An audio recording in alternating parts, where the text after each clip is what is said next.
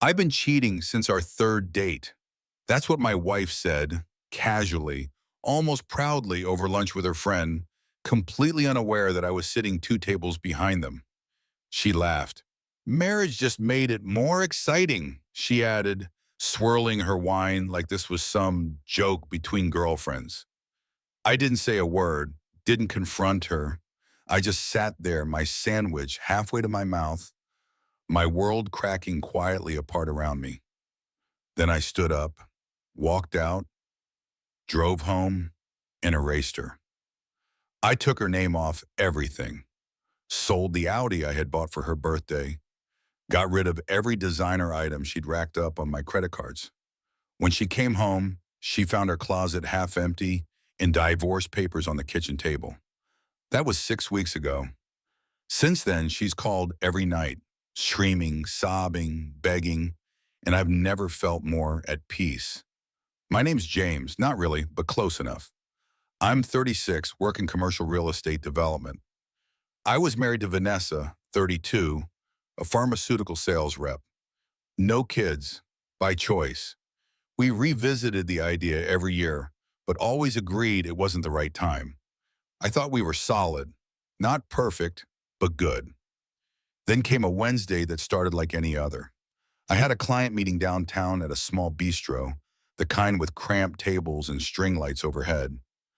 The client canceled last minute. I figured I'd stay, grab lunch, catch up on emails. Midway through a roast beef sandwich, I heard her laugh. I glanced up. There she was, Vanessa, sitting with her friend Melissa. They hadn't seen me. I was mostly hidden behind a massive potted plant. I almost stood up to say hi, but then I heard my name. So James still has no idea, Melissa asked, leaning in with a smirk. God, no, Vanessa snorted. He's completely clueless. I froze, time stopped. I couldn't even move my fork. And then came the sentence that would split my world in two. I've been cheating since our third date. Not once, not a mistake. Since our third date. She went on with a sip of wine to describe how thrilling it was to sleep with other men while wearing my ring. Melissa asked how many. 12 total, 3 currently.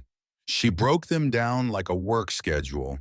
Eric, on Tuesdays, when I worked late, Chris, whenever I traveled, and Michael, who she said was more than just sex. I sat there, my heart pounding like a drum, as the woman I'd trusted with my life mapped out her betrayal like it was a clever little game. She even had a whole system: burner phone, secret email, a hidden credit card. James makes it easy, she said. He's so predictable, always tells me where he's going to be. He'd never leave. He's too practical. And just like that, I saw the truth for what it was. Not just infidelity, but contempt. I didn't finish my lunch. I didn't say goodbye. I left quietly, drove home, and began erasing her from my life. The next step? Call my lawyer, Graham, old college buddy. We'd played lacrosse together. Now he handled all my business contracts. When I told him what I heard, he got quiet. Then he said, let me draw up the papers. But James, don't confront her yet. Be smart. Document everything. Protect yourself. I did exactly that. First, I secured my finances, moved my latest paycheck from our joint account to my personal one. Then I made a list of everything she had that came from me: gifts, cars, jewelry. Most were legally hers, but I knew what she cared about most: the status they gave her. Then I focused on what I couldn't lose: my grandfather's watch, photo albums, rare books, my dad's old motorcycle. I packed them all. For 2 days, I lived a lie right back. Ate dinner with her, talked about weekend plans. She even initiated sex Wednesday night. I let her, all while silently cataloging every betrayal hiding behind her smile. Friday morning, she left for a conference in the city. I knew now what that really meant: a weekend with Michael. The moment her car left the driveway, I moved. I went to the bank and removed her from my credit cards. Called a friend who owns a luxury dealership to offload the Audi. Fast. The car was in my name, bought with premarital funds. Back home, I packed the essentials, rented a storage unit, and contacted a consignment shop to come collect the designer items she'd barely worn, but posted all over Instagram. By that night, I had a new apartment, furnished just enough to get by. I changed my passwords, canceled memberships, forwarded my mail. Graham delivered the divorce papers. I left them on the kitchen table with a note. I know everything. Don't contact me. My lawyer will be in touch. Saturday morning, I took one last look at the house. Then I locked the door, left the key behind, and vanished. She got home Sunday night, early. I watched it all through my security cameras, which she didn't know I could access remotely. She walked in calling my name, wandered the house in confusion. Then she saw the papers. Her face went from shock to panic to rage. She tried calling me over and over. The texts started pouring in. This is insane. We need to talk. You're being childish. You're overreacting. Then came the guilt trips. Everything I did was because something was missing. You're throwing away 6 years over nothing. Do you know how many women would kill for what we had? I didn't respond. I sent every message to Graham. Monday, I told my boss to make sure she couldn't get into our building. He didn't ask questions, just nodded. Later, Graham said she showed up at his office demanding to see me. He refused. She left in tears, but not before threatening to destroy me. Over the next few weeks, she tried everything. Told mutual friends I was mentally unstable, showed up at my parents' house, filed a missing person report. Then came the voicemails, tearful apologies, then threats. She'd take everything, then lies, accusing me of stealing heirlooms that didn't exist. But I never responded, not once. The evidence was clear. Security footage of her bringing men into our home. Her second phone left behind in the chaos, full of damning messages. The divorce moved fast thanks to the airtight prenup she signed without reading. The house sold quickly. I got a 70-30 split. I'd made the down payment with premarital funds.